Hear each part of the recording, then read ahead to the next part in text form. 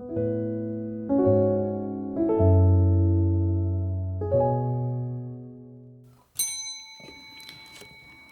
사도신경 하면서 하나님 앞에 수요 예배 드리도록 하겠습니다. 나는 전능하신 아버지 하나님 천지의 창조주를 믿습니다. 나는 그의 유일하신 아들 우리 주 예수 그리스도를 믿습니다. 그는 성령으로 잉태되어 동정녀 마리아에게서 나시고 본디오 빌라도에게 고난을 받아 십자가에 못 박혀 죽으시고 장사된 지 사흘 만에 죽은 자 가운데서 다시 살아나셨으며 하늘에 오르시어 전능하신 아버지 하나님 우편에 앉아 계시다가 거기로부터 살아있는 자와 죽은 자를 심판하러 오십니다. 나는 성령을 믿으며 거룩한 공교회와 성도의 교제와 죄를 용서받는 것과 몸의 부활과 영생을 믿습니다. 아멘. 우리 찬송가 516장입니다.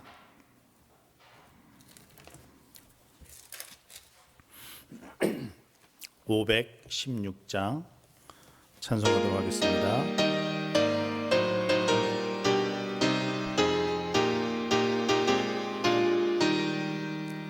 옳은 길 따르라 의의 길을 세계 만민의 참된 길 이 길 따라서 살기 온 세계 전하세 만 백성이 나갈 길 어두운 밤 지나고 동 뜬다 환한 빛 보아라 저비 주 예수의 나라 이 땅에 곧 오겠네 오겠네 주 예수 따르라 승리의 주 세계 만민이 나가 길과 진리요 참 생명 내 창검을 부수고 만 백성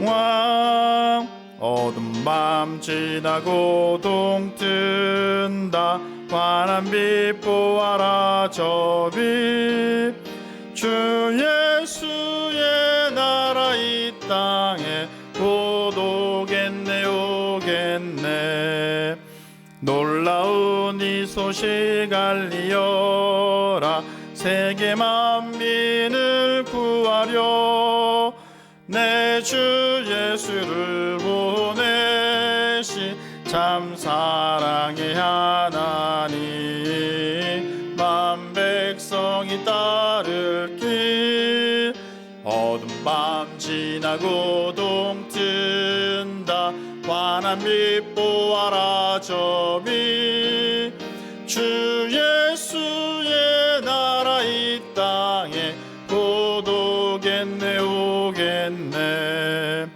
고난 길 헤치고 찾아온 길 많은 백성을 구한 길 모두 나와서 믿으면 온 세상이 마침내 이 진리에 살겠네 어두운 밤 지나고도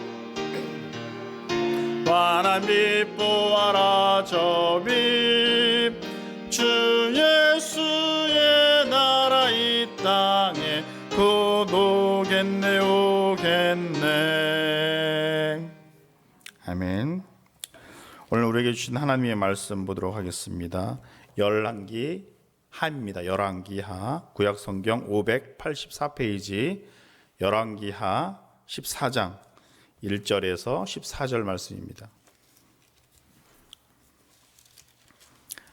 구약성경 584페이지 열왕기하 14장 1절에서 14절까지의 말씀 우리 한 절 한 절 교독하도록 하겠습니다. 제가 먼저 열왕기하 14장 1절에서 14절 1절을 먼저 읽도록 하겠습니다. 이스라엘의 왕 요아스의 아들 요아스 제2년에 유다의 왕 요아스의 아들 아마샤가 왕이 되니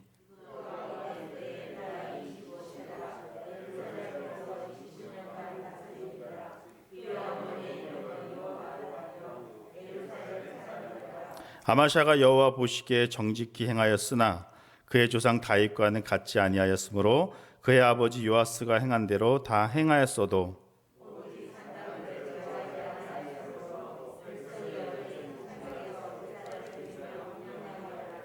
나라가 그의 손에 굳게 섬에 그의 부왕을 죽인 신복들을 죽였으나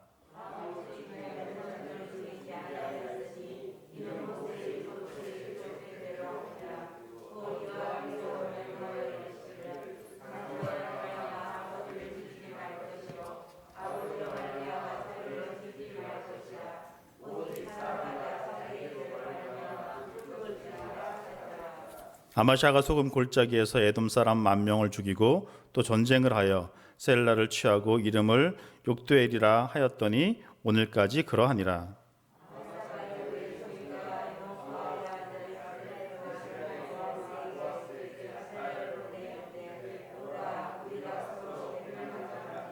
이스라엘 왕 요아스가 유다의 왕 아마샤에게 사람을 보내 이르되 레바논 가시나무가 레바논 백항목에게 전가를 보내어 이르기를 내 딸을 내 아들에게 주어 아내로 삼게 하라 하였더니 레바논 들짐승이 지나가다가 그 가시나무를 짓밟았느니라.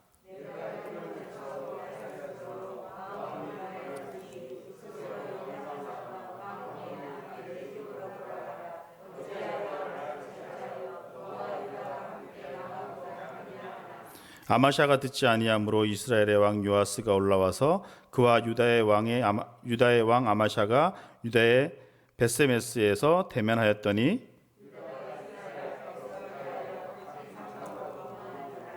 이스라엘 왕 요아스가 베세메스에서 아하시아의 손자 요아스의 아들 유다 왕 아마샤를 사로잡고 예루살렘에 이르러 예루살렘 성벽을 에브라임 문에서부터 성 모퉁이 문까지 400규빗을 헐고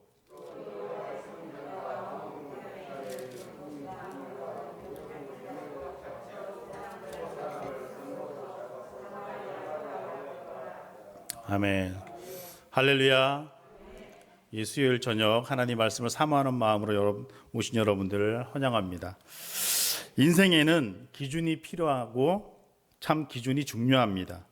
기준을 이야기할 때 캐논이란 말을 쓸 때가 있습니다. 어떤 것을 판단하기 위한 기준을 캐논이라고도 합니다. 그런데 이 캐논 하면 여러분들은 뭐가 떠오르나요? 그렇죠. 카메라가 떠오릅니다. 일본 회사 가운데 이 캐논이라고 하는 카메라 회사가 있는데 이 회사가 이 이름을 만들 때 이 카메라가 세계의 기준이 되고 중심이 되겠다라고 해서 이 캐논이란 말을 쓴 것은 아니라고 합니다. 음악에도 캐논이란 말을 쓸 때가 있습니다. 우리말로 비슷한 말이 뭐냐면은 돌림노래입니다. 돌림노래. 앞사람이 부른 노래를 기준으로 똑같이 그 노래를 따라 부르는 것이 돌림노래인데 이것을 또한 캐논이라고도 말을 합니다. 앞에 기준이 있어야 따라 할 수 있다라는 것입니다.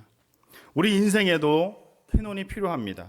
무언가를 할 때 어떤 기준이 있어야 이것이 옳은 일인지 그렇지 않은 일인지 판단할 수 있기 때문입니다. 이스라엘 역사에 보면 가장 이스라엘 역사가 암흑기에 접어들었을 때, 혼란스러울 때, 영적으로 정치적으로 가장 고통스러울 때 이야기를 서술한 성경이 바로 사사기입니다. 그 사사기 맨 끝절 보면 사사기 21장 25절에 보면 이렇게 기록되어 있습니다. 그때에 이스라엘에 왕이 없었으므로 각기 자기 소견에 옳은 대로 행하였더라 라고 되어 있습니다. 왜 이스라엘이 그 당시에 정치적으로나 종교적으로나 모든 면에서 혼란스러울 수밖에 없었을까요? 바로 왕이 없기 때문에, 이끌어갈 수 있는 기준이 되는 사람이 없었기 때문에 모든 사람들이 다 자기가 왕인 거예요. 수많은 사람들이 자기 생각, 자기 느낌, 자기 주장을 마치 왕처럼 생각하다 보니까 그것들이 부딪히고 갈등이 생기고 싸우면서 암울한 시대를 맞았다라는 것입니다. 오늘 우리가 살아가는 시대를 혼란스럽고 혼탁한 시대라고 사람들이 많이 이야기를 합니다. 왜 그럴까요? 이유는 절대 기준이 없는 그런 시대이기 때문입니다. 요즘 사람들처럼 자기 생각, 그리고 자기 개성, 자기 기준, 자기 주장이 강한 시대가 없었을 것입니다. 뭐가 맞고 뭐가 틀린지 정확하게 말할 수 있는 것이 솔직히 없습니다. 절대 기준이 없기 때문입니다. 오늘 저는 열왕기하 14장의 말씀을 통해서 이 시대를 살아가는 우리들이 무엇을 기준으로 살아가야 할까? 그것을 한번 같이 나누고자 합니다. 오늘 성경에는 분열왕국 시대의 남유다의 한 왕의 이야기가 나옵니다. 분열왕국은 이제 솔로몬 이후에 남유다와 북이스라엘로 나누는 것을 분열왕국이라고 하지 않습니까? 그중 남쪽 유다의 한 왕, 아마샤 왕에 대한 이야기가 오늘 본문의 이야기입니다. 이 왕은 25살에 왕위에 올라서 29년 동안 나라를 다스리게 됩니다. 그의 아버지는 종교개혁을 일으켰던 요아스가 그의 아버지입니다. 그런데 이 아버지 요아스는 그의 말년에 아마샤가 이제 이어서 왕이 되지만 굉장히 불행하게 왕이 됩니다. 왜냐하면 아버지가 마지막에 암살을 당하거든요. 아주 비참한 죽음을 이 신하들에게 배반을 당해서 암살을 당하게 됩니다. 그리고 우여곡절 끝에 이 아마샤가 왕이 되기는 하지만 힘이 없는 왕, 아버지를 죽인 게 권력자들의 조종을 받으면서 그냥 그 자리에 있었던 왕, 젊은 나이에 왕이 되었지만 힘이 없는 그런 왕으로 세월을 보내게 됩니다. 그래서 남유다는 혼란스러운 시대를 맞게 됩니다. 특히 이 당시에는 이스라엘을 중심으로 이 가나안 주변국들이 그 가나안의 그 주도권을 잡기 위해서 경쟁이 많았던 그런 시대였기 때문에 아마샤는 열가방의 이 틈바구니 속에서도 나라 안팎으로 굉장히 어려운 시대를 보낸 사람이 이 아마샤 왕입니다. 자, 그런데 시간이 지나면서 이 아마샤 왕이 자기 힘을 갖게 되는 그런 시기가 오게 됩니다. 처음에는 힘없이 남들이 하라는 대로 꼭두각시 왕처럼 그렇게 지냈지만 세월이 지나면서 사람들도 어느 정도 정리가 되고 반란을 일으켰던 사람들도 하나둘 죽게 되고 그러면서 왕의 힘이 점점 강화가 될 때쯤에 이 아마샤가 가장 먼저 생각한 것이 과거를 정리해야 되겠다라는 생각을 하게 됩니다. 다시 말하면 아버지가 자기 부하들에 의해서 처참하게 살해되었는데 그 아버지의 한을 풀어주겠다라고 해서 아버지를 죽이고 역모에 가담했던 사람들을 처형하기 시작했다라는 것입니다.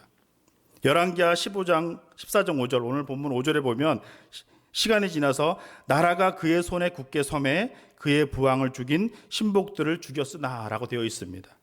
여러분, 어느 역사든 간에 나라의 권력에는 근본을 위협하는 것은 어떤 지도자도 용납하지 않습니다.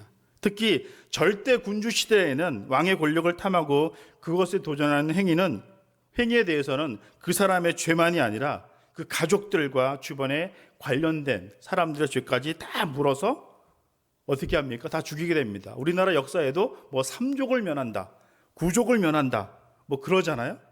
완전히 씨를 말려버리겠다라는 것입니다. 이것은 동서양의 역사 가운데 권력을 향해 도전했을 때 공통적으로 나타나는 현상이 바로 이런 현상입니다. 그렇다면 아마샤 왕이 아버지가 신복들에게 살해당하고 이 힘없는 왕으로 살다가 어느 날 힘이 생겼어요. 그리고 과거를 정리해야 되겠다라고 생각을 하게 됩니다. 그럼 뭐부터 할까요? 뭐부터 시작을 할까요? 자, 우리가 상상하고 하는 일을 했을 것입니다. 그렇죠? 그 사람들을 죽이겠죠, 이제. 3족, 9족의 씨를 말리려고 했겠죠. 그런데 오늘 아마샤 왕은 우리의 기대를 저버리고 그렇게 하지 않았습니다. 6절을 보시면 이렇게 되어 있습니다. 왕을 죽인 자의 자녀들은 죽이지 아니하였으니라고 되어 있습니다. 자신의 아버지 때 아버지를 반역하고 살해한 사람들을 심판하는데 그 사람들의 죄만 물었지 그 자녀들, 그 주변 사람들에 건드리지 않았다라는 것입니다. 이 아마샤 왕이 굉장히 자비로운 왕이었구나. 아니면 뭔가 정치적으로 뭔가 문제가 있었나? 이렇게 생각할 수도 있습니다. 아닙니다. 그런데 그 이유를 6절 하반부에 이렇게 기록하고 있습니다. 이는 모세의 율법에 기록한 대로 함이라 라고 되어 있습니다. 아마샤가 갈등을 했습니다. 아버지 복수, 아버지의 그 한을 풀어주기 위해서 그 역모에 가담한 모든 사람을 죽이고 그 가족들까지 다 죽여야 하는데 무엇을 갈등하냐면 하나님 말씀에는 율법에는 아버지의 죄를 가지고 그 자식에게 그 죄를 묻지 말라라고 기록되어 있었거든요. 아마샤가 하나님 말씀이냐, 내 감정이냐, 아버지 한이냐, 내 한이냐, 하나님의 뜻을 놓고 갈등하기 시작한 것입니다. 분명히 성경 신명기 보면은 24장 16절에 보면 연좌제를 금하고 있습니다. 죄를 지은 사람에게 죄를 물어야지 그 자식에게나 그 가족에게 죄를 물어서 안 된다라는 것입니다. 솔직히 아마샤 왕이 자기 아버지를 죽인 사람들을 처단할 때 마음속에 자기 생각과 감정은 구족을 멸하고 싶지 않았을까요? 저라면 이제 그랬을 겁니다. 아버지 한을 풀어드리는 자신의 입장에서 모든 힘과 수단을 다 동원해서 아버지 한을 풀어주고 싶지 않았을까요? 그런데 아마샤는 그렇게 하지 않았습니다. 이유는 내 감정도 중요하지만, 내 감정대로 해야 했지만 하나님의 말씀이 더 중요했다라는 것입니다. 아마샤가 29년 동안 나라를 다스리는데 가장 잘한 일이 바로 이 일입니다. 내 감정, 내 생각, 내 계획대로 하지 않고 하나님이 뭐라고 말씀하시는지, 하나님의 법은 어떤지 그 말씀 앞에 순종하려고 하는 그 마음, 비록 그가 한 나라의 왕이고 힘이 생겼지만 내 인생의 기준이 내 생각과 내 감정이 아니라 하나님 말씀이어야 된다, 이것이었습니다. 이렇게 자신의 생각과 감정보다는 하나님 말씀을 중요하게 생각했던 이 아마샤를 하나님은 어떻게 인정하시나요? 3절에 보니까 이렇게 되어 있습니다. 아마샤가 여호와 보시기에 정직히 행하였다라고 기록하고 있습니다. 저는 이 말씀이 우리 모두에게 하나님의 말씀으로 들리기를 간절히 바랍니다. 충분히 우리의 생각, 우리의 감정, 우리의 고집을 펴줄 수 있는 그 상황에서 우리가 하나님 말씀대로, 하나님 뜻대로 살려고 했더니 하나님께서 아마샤를 평가했던 그 음성이 우리에게 들려주는 음성이 되기를 간절히 바랍니다. 네가 내 뜻대로 행했으니 내가 너를 귀히 여기고 너를 칭찬하노라. 이 하나님의 말씀이 들려지는 우리 모두가 되기를 예수님의 이름으로 축복합니다. 우리 삶의 기준은 무엇인가요? 우리는 때때로 우리 감정이, 우리의 체면이 무언가를 결정하는데 굉장히 큰 기준이 될 때가 있습니다. 내 감정대로 내가 이렇게 하면 내 체면이 상하겠지, 이런 것을 가지고 그 일을 결정할 때가 너무나 많습니다. 순간적으로 자기 감정대로 자기 인생을 맡길 때가 있다라는 것입니다. 여러분, 우리 감정을 보면 1시간 안에도 그 마음속에 수없이 요동칩니다. 수십 번, 수백 번 우리의 감정들이 변화됩니다. 그 변화되는 것에 내 인생을 맡겨서 감정에 이끌려 살면 그 인생은 절대로 안정된 인생이 될 수 없습니다. 말씀 앞에 내 인생을 비추고 말씀이 내 인생의 모든 것을 결정할 수 있는 근거가 될 때 그 사람의 인생은 점점 시간이 갈수록 처음에는 힘들고 어렵게 되지만 반석 위에 서 있는 든든한 그런 인생이 될 줄로 믿습니다. 자, 한번 해볼까요? 조금 부족한 것이 문제가 될 수 있습니다. 우리가 잘 알고 있듯이 물이 끓기 위해서는 반드시 100도씨라는 온도가 올라가야 됩니다. 99도에서도 물이 안 끓습니다. 100도에 올라가야 됩니다. 그리고 얼음이 얼려면 영하 1도가 되어야 됩니다. 영상 1도도 안 됩니다. 영상 1도까지 내려왔는데 이거 좀 모자라니까 얼음도 얼겠지? 절대 얼지 않습니다. 오늘 본문의 아마샤가 하나님 앞에 칭찬받을 만한 좋은 왕이었습니다. 그런데 말씀을 보니까 분명히 좋은 왕인데 조금 부족한 게 있습니다. 3절을 다시 한번 보면 이렇게 되어 있어요. 아마샤가 여호와 보시기에 정직히 행하였으나, 자기 감정대로 안 하고 율법 하나님의 말씀대로 살려고 노력했어요. 그런데 그 뒷이야기가 중요한데 그의 조상 다윗과는 같지 아니하였으며 라고 되어 있습니다. 다윗 왕이 누군가요? 가장 하나님 말씀대로 살려고 노력하고 애쓴 사람이 다윗입니다. 그래서 하나님은 그를 나의 마음에 합한 자라고 하면서 이스라엘의 역사상 가장 훌륭한 왕으로 손꼽는 그런 왕입니다. 그런데 아마샤가 하나님 말씀을 잘 따르긴 왕이긴 했는데 먼저 뭔가 부족함이 있다라는 것입니다. 그 다음 절에 나오죠. 4절을 우리 다 함께 한번 읽어볼까요? 15장 4절입니다. 시작. 오직 산당은 제거하지 아니하였으므로 백성이 여전히 그 산당에서 제사를 드리며 분향하였고라고 되어 있습니다. 뭘 안 했다고요? 조금 아쉬운 게 뭘 안 했다고요? 산당을 제거하지 않았다라는 것입니다. 이것은 이미 아마샤 왕 이전부터, 오래전부터 이스라엘에 내려온 그런 풍습이었습니다. 예배를 하나님이 지정하는 성전에서 드리는 것이 아니라 산당에서 예배를 드리는 것이 풍습이었습니다. 그런데 신명기 24장에 보면 성전에 대해 언급하는 내용이 있는데 10절, 13절, 14절 한꺼번에 보면은 너희 하나님 여호와께서 너희에게 기업으로 주시는 땅에 거주하게 될 때 너는 아무 곳에서나 번제를 드리지 말고 오직 너의 한 지파 중에 여호와께서 택하신 그곳에서 번제를 드려라 라고 기록하고 있습니다. 아무 곳에서 드리지 말고 어디서 드리라고요? 하나님께서 지정한 곳, 바로 솔로몬이 지은 예루살렘 성전이 있는 거기서 드려야 한다라는 것입니다. 이것이 율법입니다.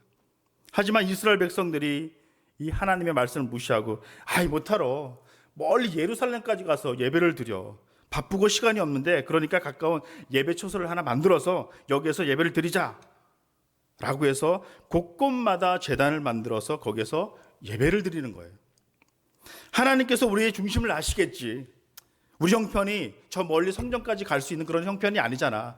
그런데 예배를 드린다고 하는 그런 마음 하나님께서 아시겠지, 받아주시겠지. 그러니 여기서 드리자 라고 하면서 자기들의 소견대로, 자기들 편리함 때문에 곳곳에 제단을 만들어서 예배를 드렸습니다. 그것을 산당이라고 말하는 것입니다. 율법을 어기면서 자기들의 편리함 때문에 예배를 드리기 위해 모이는 곳, 나 편하자고 만든 곳, 그것이 산당입니다. 하지만 이것 하나 기억해야 합니다. 예배는 나 편하면 안 됩니다. 하나님이 기뻐하는 그런 예배가 되어야 합니다. 예배는 하나님께서 영광을 받으셔야지 우리의 즐거움으로 가득 차면 안 된다라는 것입니다. 모든 예배는 내가 좀 불편하고 힘들더라도 그게 바로 하나님께 영광이 된다면 그게 참 예배고 옳은 예배지, 하나님은 영광 받지 않는데 우리들끼리만 편하고 즐긴다면 그것이 온전한 예배가 될 수 있을까요? 지금 산당의 의미는 우리가 편하자고 편한 곳에 예배당을 세워서 예배를 드리자 이겁니다. 하지만 여러분, 사람이 앉아 있으면 눕고 싶으면 뭐 하고 싶습니까? 자고 싶습니다. 편한 게 기준이 되다 보니까 예배도 나 편한 대로, 내가 원하는 대로 그렇게 되는 것입니다. 요즘 주일 예배를 영상으로 드리는 분들이 많이 있습니다. 어쩔 수 없어서 아직 코로나가 걱정이 되고 안심이 안 되니까 어쩔 수 없이 영상으로 드리는 분들이 분명히 있습니다. 잘못된 건 아닙니다. 그런데 솔직히 그렇지 않은 분들도 분명히 있습니다. 영상으로 드리다 보니까 그게 편해진 거예요. 이해하겠지 뭐. 코로나 때문에 이해하겠지 뭐. 제가 전화를 이렇게 하다 보면 목사님이 어떻게 말할 수가 없어요. 그러니까 코로나 때문에 그 얘기를 많이 합니다. 교회에 올 수 있는데도 그게 편하니까 그렇게 예배를 드리는 사람들이 많이 있습니다. 오늘 이스라엘 백성도 이렇게 편한 모습의 제사가 있는데 우리도 그렇게 하자 라는 식으로 예배를 드리는 것입니다. 그래서 언젠가부터 이 편한 것들을 중심으로 예배를 드리다 보니까 하나님께 예배를 드리는 원래 예배가 아닌 것이 되어버리고 이방 종교의 모습을 보다 보니까 예배도 짬뽕이 돼버린 거예요. 짬뽕 종교가 돼버린 겁니다. 가끔씩 어떤 분들이 이런 말을 하기도 합니다. 목사님, 불교에서는, 다른 종교에서는 기독교에 대해서 되게 긍정적이고 공격적이지 않고 심지어 성탄절이 되면 그 불교 자기 절 앞에 트리도 만들고 쭉 성탄 그러면서 트리도 걸고 그러는데 기독교는 우리 너무 편협한 거 아니냐고 이렇게 말하는 사람도 있습니다. 물론 우리가 이익과의 관계, 더불어 함께 어울려 살아가는 사람들을 이해하고 그들과 교제하는 것 충분히 할 수 있지만, 그런데 여러분, 우리가 편하자고, 우리가 좋은 소리 듣자고 교회 역시 이 교회는 열려 있는 교회야. 목사님이 확실히 달라. 뭐 이런 소리를 듣자고 하나님이 원하지 않는 그 짬뽕 종교를, 그 예배를 드릴 수 있겠습니까? 아니잖아요, 그건. 만약 이곳에 다른 종교 예식을 갖다 놓고 우리 편하자고, 우리 좋자고 하나님이 원하시지 않는 것들을 이 예배 안에 갖다 놓는다면 그게 과연 하나님을 위한 예배일까? 그게 진정한 예배일까? 아니잖아요. 그런데 이 당시 이스라엘 백성들은 그랬다라는 것입니다. 이렇게 자기 편한 취지로 산당을 만들다 보니까 사람들이 편하니까 어떻게 되겠어요? 사람들이 굉장히 많이 모입니다. 당연히 많이 모이겠죠. 예루살렘 성전보다 가깝고 그러다 보니까 많이 모이는 것은 당연합니다. 그런데 그렇게 많이 모이게 되니까 뭐가 발달할까요? 경제적으로 많이 발달하겠죠. 그리고 거기가 정치의 중심지가 되어버리는 거예요. 그러니까 왕의 입장에서는 산당에 정치적 기반이 되고 경제적 중심이 되니까 산당을 없앨 수가 없는 거예요. 왜? 그걸 없앤다고 하면은 정치적으로나 경제적으로나 다 나약해지니까, 힘이 없어지니까. 그러다 보니까 모든 왕들이 율법에 금하는 건 줄 알면서도, 이 아마시왕도 그랬을 겁니다. 금한 줄 알면서도 거기가 중심이 되니까, 정치적으로나 경제적으로나 중심이 되다 보니까 어쩔 수 없는 겁니다. 그런데 여러분, 역사가 증명하는 이야기가 하나 있습니다. 결국 그때는 편했지만 지금 당장은 유익이 될 수 있겠지만 그 산당들이 이스라엘 백성들의 영성을 타락시켰습니다. 신앙을 후퇴시켰습니다. 훗날 남유다가 하나님께 심판을 받고 멸망받는 이유가 이 산당이 제공하는 것입니다. 우리는 오늘 하나님 앞에 한 가지 결정해야 합니다. 만약 우리 앞에 우리 자신에게 이익의 길과 믿음의 길에 갈림길에 서 있다면 과연 우리는 어떤 길을 선택할 것인가? 지금 아마샤는 당장 내 눈앞에 보이는 나에게 힘이 될 수 있고 사람들 앞에 박수를 받고 좋은 왕이란 소리를 듣는 것을 선택할 것인가? 아니면 하나님의 영향력, 그 엄중한 율법을 따를 것인가? 이 두 가지의 갈림길에서 무엇을 선택하느냐가 이 아마샤에게 주어졌는데, 이 아마샤는 믿음을 선택하지 않고 눈앞의 이익을 선택한 것입니다. 타협한 겁니다. 그래서 아버지의 복수를 위해서 역모했던 사람들을 다 잡아서 죽었을 때는, 그때는 말씀을 따랐기 때문에 참 좋았는데 당장의 눈앞의 이익 때문에 산당을 제거하지 못하는 죄를 범하게 되는 것입니다. 그런데 여러분, 이것은 아마샤만의 고민이 아니라 우리의 고민이 될 수도 있습니다. 무엇을 선택해야 할지의 갈림길에서 그 갈림길의 기준이 나의 이익이냐 아니면 믿음이냐. 오늘 이 말씀 앞에 우리의 분명한 대답이, 우리의 분명한 의지가, 그 자세가 세워지기를 바랍니다. 믿음이 먼저임을 꼭 기억하는 우리 모두가 되기를 예수님의 이름으로 축복합니다. 그래도 이런 가운데에서 하나님께서 이 아마샤의 장점을 하나 보시고 축복하신 것이 하나 있는데, 사실 이 시대에는 앞에도 말한 것처럼 가나안의 그 패권을 놓고 경쟁하는 나라들이 여럿이 있었습니다. 그중 하나가 바로 에돔이라는 나라입니다. 이 에돔과 남유다는 늘 역사적인 갈등 구조에 있었는데 아마샤가 왕이 되면서 하나님께서 한 가지 축복하시는데, 이 에돔과의 전쟁에서 완전히 승리하게 하는 그런 축복을 허락하십니다. 7절을 보면 10,000명의 적군을 죽이고 대승을 거두게 하는 그런 장면이 나옵니다. 그래서 그 당시 가나안 땅의 주도권을 아마샤 왕이 갖게 되는 축복을 하나님께서 주십니다. 그런데 사람이 뭔가를 얻고 나면 그때부터 사람이 좀 이렇게 헷갈리나 봐요.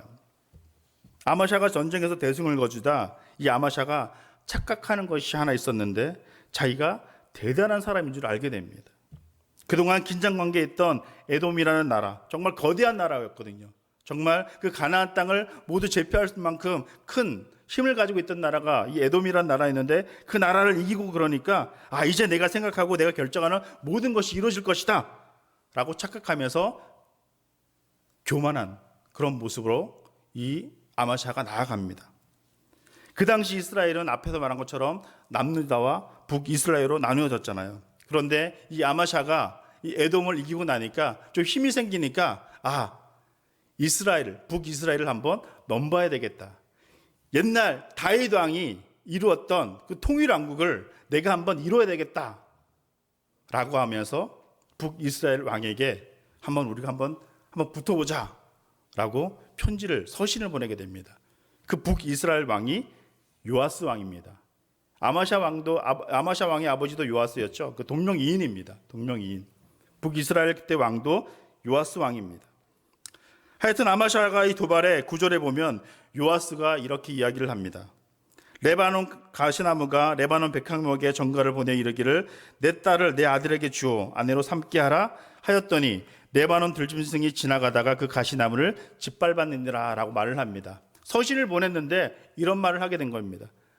아마샤 왕이 우리 한번 붙어보자. 나도 힘이 있다 라고 하니까 이 요아스 왕이 이런 서신을 보낸 겁니다. 이게 무슨 뜻인가 하면 너는 겨우 가시나무인데 감히 백향목 같은 나에게 덤비냐? 너는 지나가는 들짐승의 하찮은 존재다. 짓밟히는 그런 하찮은 존재다. 까불지 마라. 그러니 잠잠히 있어라 라고 경고를 합니다. 그런데 아마샤 왕은 그 경고를 무시하고 전쟁을 하게 됩니다. 결과는 어떻게 되었을까요? 완전한 참패를 당하게 됩니다. 그리고 예루살렘은 폐허가 되고 백성들과 왕은 포로로 잡혀가게 됩니다. 물론 이 북이스라엘 요아스 왕이 죽고 난 다음에 아마스야는 다시 고국으로 돌아옵니다. 그리고 다시 15년을 왕노릇하지만 정말 비참한 최후를 맞게 되는 왕이 아마샤 왕입니다.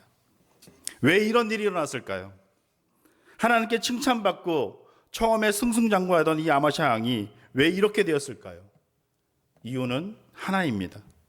아마샤는 중요한 일을 앞에 두고 하나님 앞에 자기 생각이 맞는지 하나님께 구하지 않았다라는 것입니다. 오로지 자기의 자기의 생각, 주변의 상황, 통계를 의지했습니다. 내가 에돔을 그렇게 이겼으니 나에게 그렇게 힘이 있구나. 괜찮을 거야. 내가 이길 수 있을 거야. 우리가 이 세대를 살면서 오해하는 것이 있는데 합리적이어야 한다. 이런 말 많이 하죠. 그리고 보편적이어야 한다. 타당성이 있어야 한다. 라고 말합니다. 그런데 그것이 기준이 아닙니다. 그리고 통계, 많은 자료들 이런 것이 우리에게 도움이 되는 수는 있겠지만 그런 것들이 절대적 기준이 되어서는 안 된다라는 것입니다. 보편성, 타당성 다 하면서 그것이 기준으로서 우리가 이렇게 살아야 된다. 그렇게 살아서는 안 된다라는 것입니다. 부동산이나 증권 등등을 보면 그들이 말하는 모든 것이 정확한가요? 도움은 될 수 있겠지만 정확한 것이 아닙니다. 만약에 정확하다면은 다 돈 벌어야 돼요. 근데 그렇지 않지 않습니까? 그런 것들로 예측은 할 수 있겠지만 절대적 기준이 될 수 없다라는 것입니다. 사람들은 전문가들의 이야기, 통계, 자료 이런 것들이 우리에게 절대적 기준이 되어서 그것을 너무 의지하다 보니까 우리 인생의 실패를 경험할 때가 너무 많다라는 것입니다. 아마샤가 딱 그랬습니다. 내가 이 정도 했고 이렇게 이뤘고 이렇게 부강하게 되었으니까 한번 붙어볼 만하네. 결국 패배하게 된 것입니다. 그런데 만약에 아마샤가 이 전쟁을 할 때 하나님 앞에 무릎 꿇고 기도하면서 하나님 이 전쟁 어떻게 할까요? 이 전쟁을 통해서 그 옛날 다윗의 영광을 다시 한번 이스라엘 백성들이 누릴 수 있을까요? 어떻게 할까요? 무엇이 하나님의 뜻입니까? 무엇을 원하십니까? 라고 기도했다면 이런 결과는 나오지 않았을 것입니다. 여러분의 기준은 무엇입니까? 어떤 선택을 할 때 어떤 기준으로 그것을 선택하십니까? 세상의 통계와 자료, 세상 사람들의 이야기, 아니면 내 내 촉, 내 느낌, 느낌 좋아, 아주 좋아. 그런 것으로 그것을 선택하십니까? 그런 것이 여러분들의 기준이 되십니까? 우리가 가지고 있는 경험, 지식, 자료, 확률 등등 이런 것이 우리에게 도움이 될 수는 있겠지만 우리 인생의 절대적 기준이 되어서는 안 됩니다. 확률은 예측할 수 있도록 도와주지만 미래를 알려주지는 못합니다. 우리가 의지할 수 있는 것은 통계가 아닙니다. 우리가 의지하는 것은 우리의 느낌이 아닙니다. 우리가 의지해야 하는, 기준이 되어야 하는 것은 오직 하나님 한 분뿐이라는 사실을 잊지 않기를 바랍니다. 우리의 지혜, 누군가의 성공 방법, 성공의 비결, 이런 것을 믿기 전에 먼저 하나님 앞에 무릎 꿇는 우리 모두가 되기를 간절히 바랍니다. 어떤 일을 시작하고 계획할 때 먼저 무릎을 꿇으시길 바랍니다. 하나님, 이 일을 시작하려고 합니다. 하나님의 그 지혜를 주시옵소서. 하나님, 이런 일을 계획하고 있습니다. 하나님의 뜻이 무엇인지 말씀해 주시옵소서.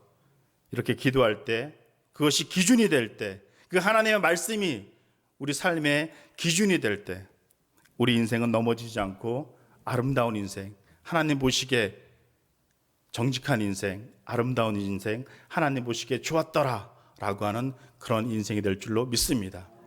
여러분의 기준, 누구의 기준으로 살 것입니까? 하나님의 기준으로 살아가는 여러분들 되시기를 예수님의 이름으로 축복합니다.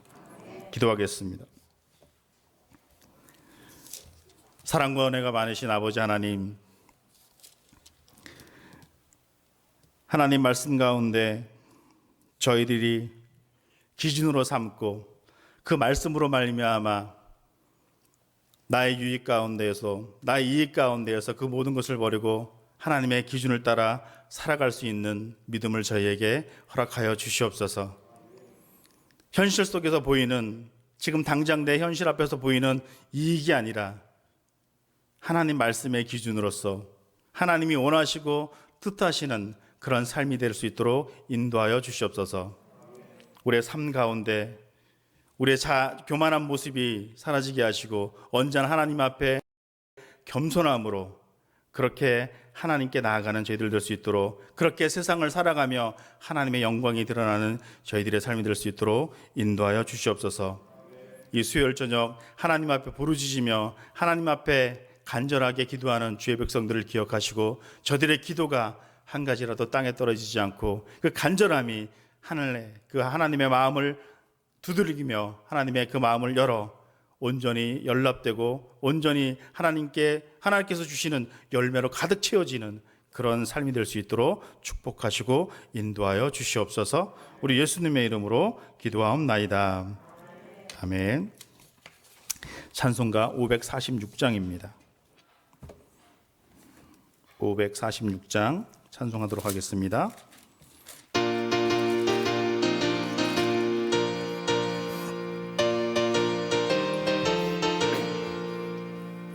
주님 약속하신 말씀 위에서 영원토록 주를 찬송하리라. 소리 높여 주께 영광 돌리며 약속 믿고 굳게 서리라. 굳게 서리, 영원하신 말씀 위에 굳게 서리. 굳게 서리, 그 말씀 위에 굳게 서리라. 주님 약속하신 말씀 위에서 세상 염려 내게 엄습할 때에 용감하게 힘써 싸워 이기며 약속 믿고 굳게 서리라. 굳게 서리, 영원하신 말씀 위에 굳게 서리. 굳게 서리, 그 말씀 위에 굳게 서리라. 주님 약속하신 말씀 위에서 영원하신 주의 사랑 힘입고 성령으로 힘써 싸워 이기며 약속 믿고 굳게 서리라. 굳게 서리, 영원하신 말씀 위에 굳게 서리. 굳게 서리, 그 말씀 위에 굳게 서리라. 주님 약속하신 말씀 위에서 성령 인도하는 대로 행하며 주님 품에 항상 안식 얻으며 약속 믿고 굳게 서리라. 아멘. 굳게 서리 영원하신 말씀 위에 굳게 서리 굳게 서리 그 말씀 위에 굳게 서리라. 아멘. 주기도문 하도록 하겠습니다. 하늘에 계신 우리 아버지, 아버지의 이름을 거룩하게 하시며 아버지의 나라가 오게 하시며 아버지의 뜻이 하늘에서와 같이 땅에서도 이루어지게 하소서. 오늘 우리에게 일용할 양식을 주시고 우리가 우리에게 잘못한 사람을 용서하여 준 것 같이 우리 죄를 용서하여 주시고 우리를 시험에 빠지지 않게 하시고 악에서 구하소서. 나라와 권능과 영광이 영원히 아버지의 것입니다. 아멘. 우리 계속해서 기도하길 원합니다. 우리 우일교회를 위해서 많이 기도해 주시고 우리 담임 목사님을 위해서 많이 기도해 주시길 바라겠습니다. 우리 환우들을 위해서도 많이 기도해 주시고 힘들고 어려워하시는 분들, 코로나로 인해서 정말 아파하고 정말 경제적으로도 모든 면에서 힘들어하시는 분들이 많이 있는데 그분들을 위해서 많이 기도해 주시고 빨리 모든 것이 회복돼서 예배도 회복되고 모든 삶이 회복돼서 하나님의 영광이 우리 삶 가운데서 나타날 수 있도록 기도해 주시길 바랍니다. 그리고 각자의 기도의 제목을 가지고 간절하게 하나님 앞에 기도하도록 하겠습니다. 사랑과 은혜가 많으신 아버지 하나님, 오늘도 주님의 그 영광 가운데 우리를 불러주시고 함께해 주시니 너무나 감사드립니다.